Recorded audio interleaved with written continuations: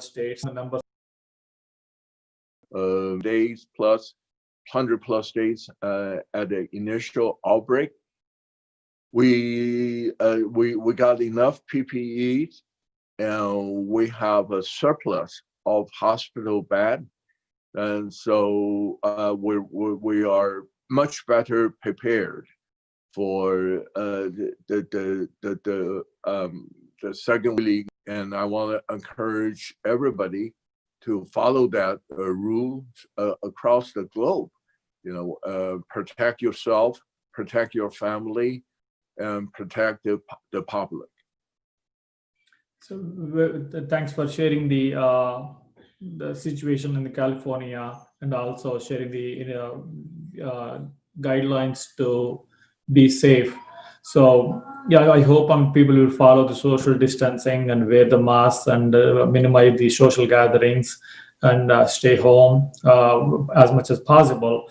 Let's hope for that. While we are cautioning people to stay home and minimize going out and all those things, so if you look at the business side, the heart of our economy is the small business, and another thing is the restaurants is another one.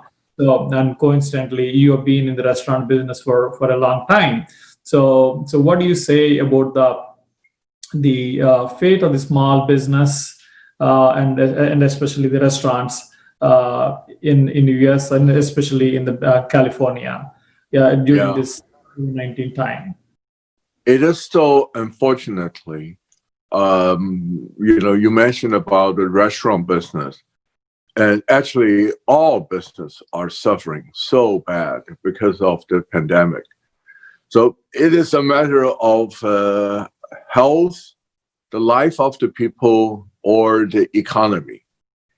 As an elected official, we are under a lot of pressure to open up the economy, because we not only need the tax revenue, but we also are concerned about the high unemployment rate.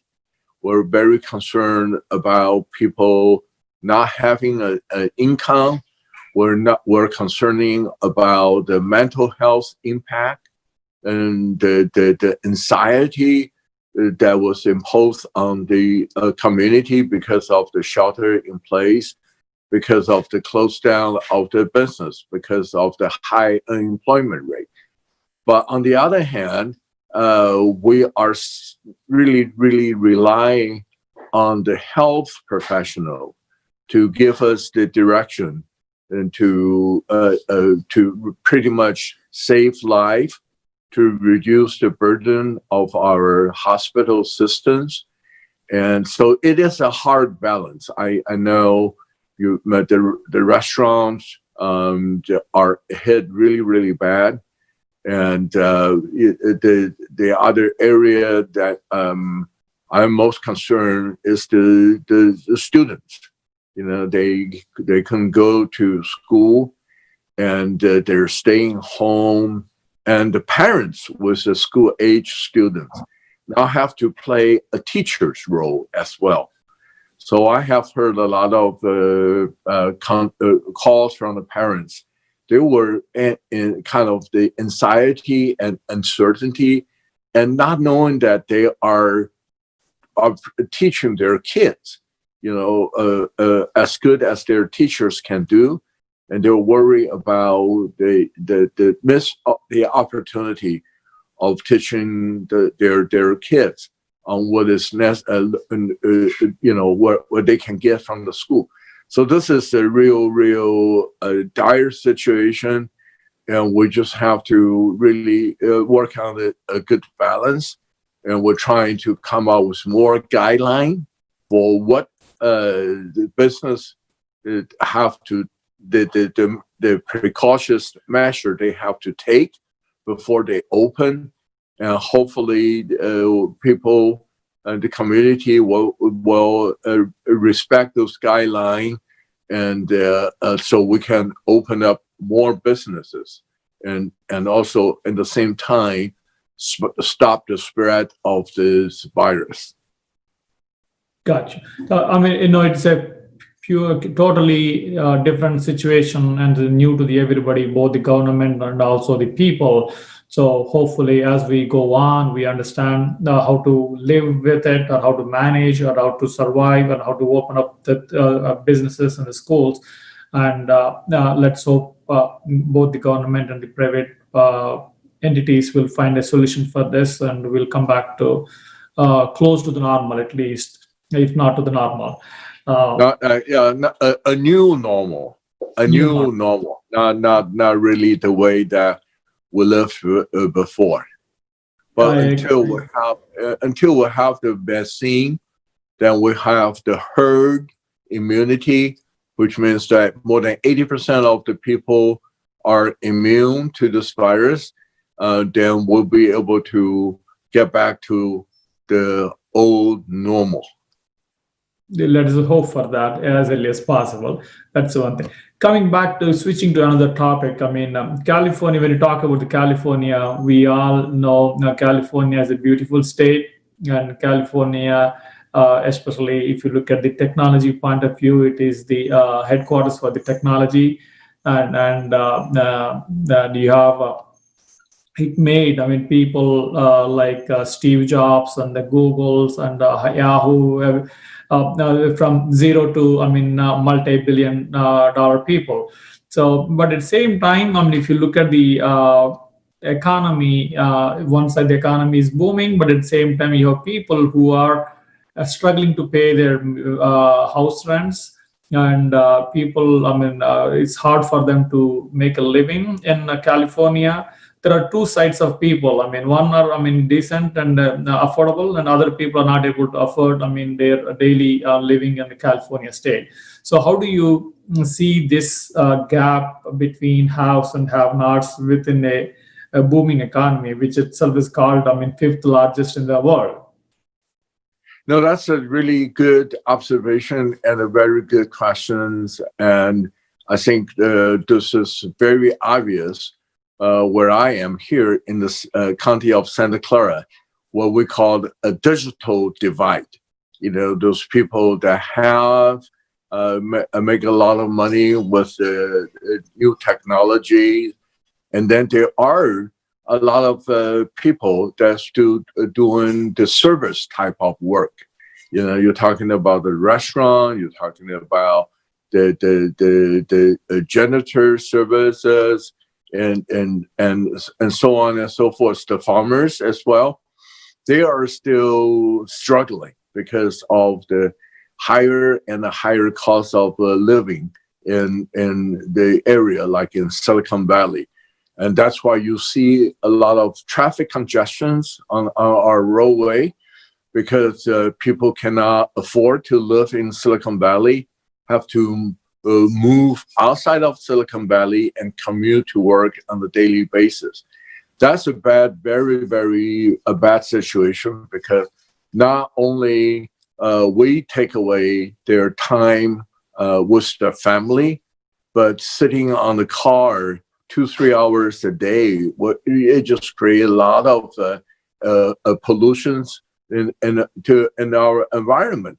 So we're trying to definitely working at all government level to be able to build more affordable housing, and also streamline the process, so make the developer make it easier to build affordable housing. And we have pushed for this little, we call it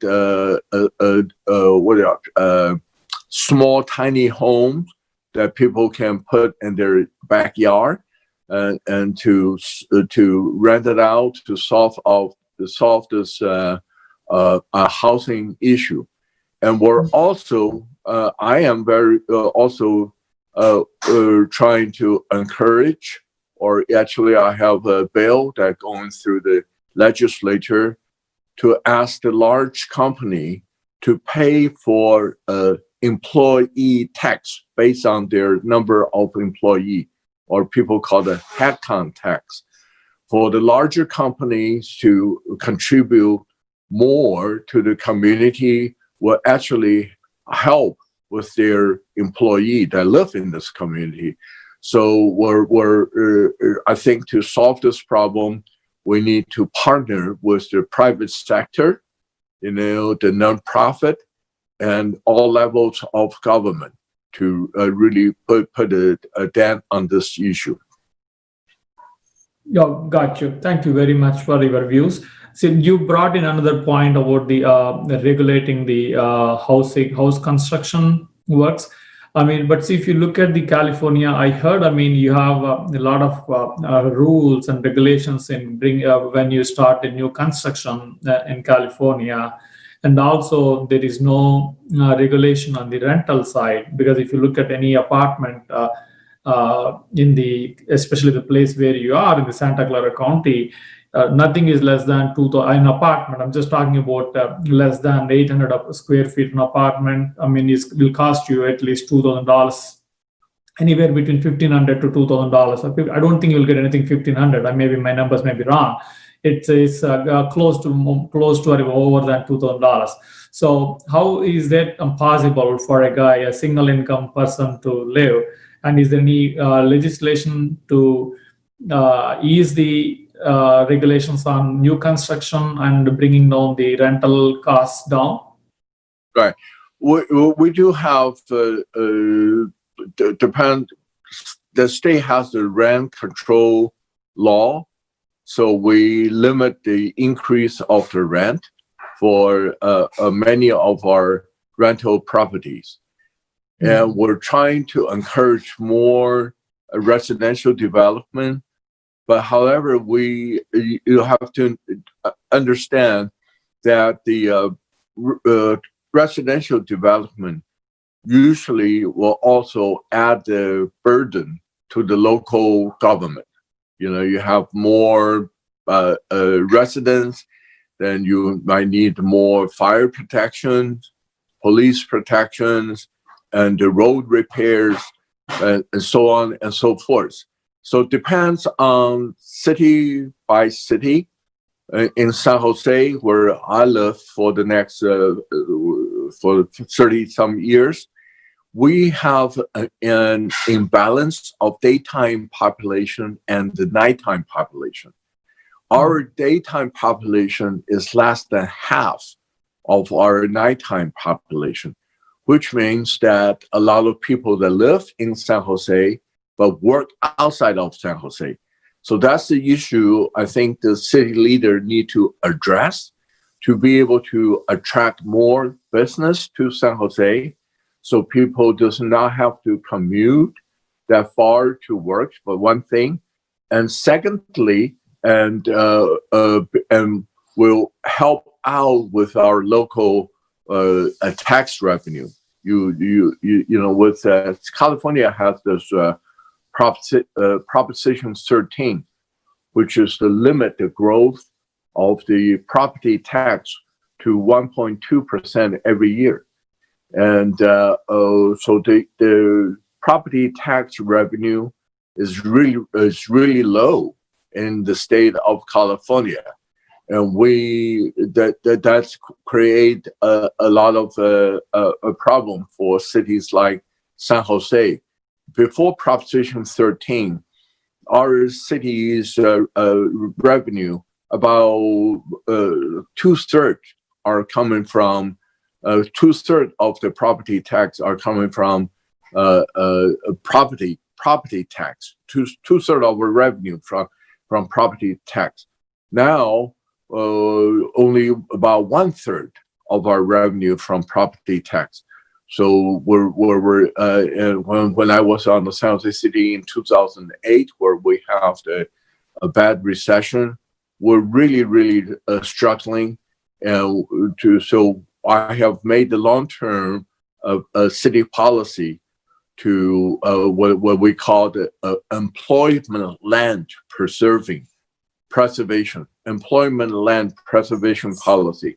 So if the land is zoned industrial or commercial, we will have a very difficult kind of a big wall to make it change to residential zoning.